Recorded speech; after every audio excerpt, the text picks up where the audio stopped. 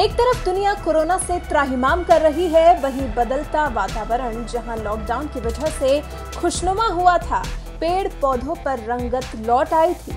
Lockdown खत्म होने के बाद कोरोना भले तेजी से फैल रहा है, लेकिन अब वातावरण खुशनुमा नहीं रह गया।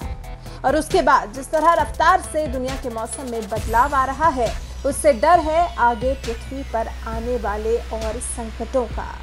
दिनों दिन जिस तरह से तापमान में बढ़ोतरी हो रही है, उससे एक बार तो हर किसी को सोचने पर मजबूर होना चाहिए कि इस बढ़ते तापमान मौसम में लगातार आ रहे इस गंभीर बदलाव को रोकने के लिए क्या किया जाए। कैलिफोर्निया की डेथ वैली में रविवार को दर्ज किया गया दुनिया का सबसे ज्यादा 54.4 डिग्री सेल्सियस तापमान।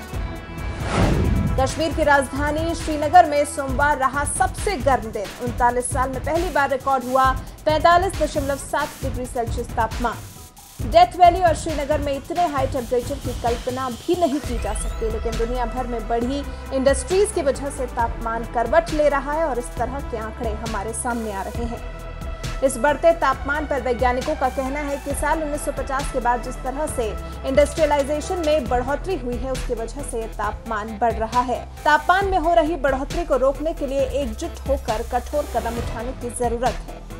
वैज्ञानिकों का दावा है कि अगर ऐसा नहीं किया गया तो अगले 50 से 100 साल में पृथ्वी के जनजीवन के सामने गंभीर चुनौतियां उत्पन्न हो जाएंगी।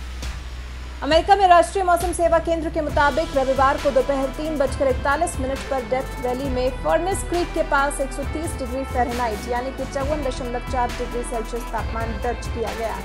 अगर विश्व मौसम विज्ञान संगठन या WMO इस तापमान को सत्यापित करता है तो यह तापमान साल 1931 के बाद का सबसे अधिक तापमान होगा।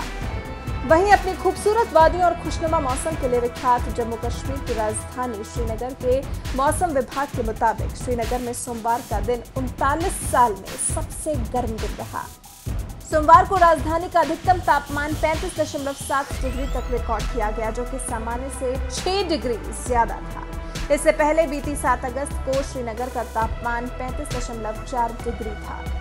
मौसम विभाग के वैज्ञानिकों की माने तो इस तापमान पर अगर जल्द नियंत्रण नहीं पाया गया तो धरती पर मनुष्यों का रहना मुश्किल हो जाएगा। इसको नियंत्रण में लाने के लिए सबसे जरूरी है ग्रीन हाउस गैसों के उत्सर्जन पर काबू किया जाना। ग्रीन हाउस गैसों में carbon dioxide, methane, nitrous oxide, sulphur, hexafluoride, nitrogen fluoride जैसी गैसें आती हैं, जिनका उत्सर्जन पृथ्वी की सेहत के लिए काफी घातक माना जाता है। वैज्ञानिकों का कहना है कि पिछले 7000 सालों में एक शताब्दी में दुनिया में 0.01 डिग्री सेल्सियस टेम्परेचर की कमी आई है। ये कमी बुनियादी और प्राकृतिक है। वहीं पिछले 45 साल में दुनिया का तापमान प्रति शताब्दी के हिसाब से करीब 1.7 सेल्सियस बढ़ा है। देखिए अंतर। कहा 7000 साल में एक शताब्दी का तापमान 0.01 डिग्री सेल्सियस कम हुआ, वहीं पिछले मात्र 45 साल में तापमान 1.7 डिग्री सेल्सियस बढ़ गया।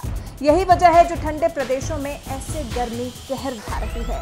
दुनिया को संयुक्त रूप से इसको लेकर कई कदम उठाने होंगे, नहीं तो आगे चलकर समय कुछ ऐसा आएगा जब हमारे हाथ से बात बिल्कुल निकल चुकी होगी।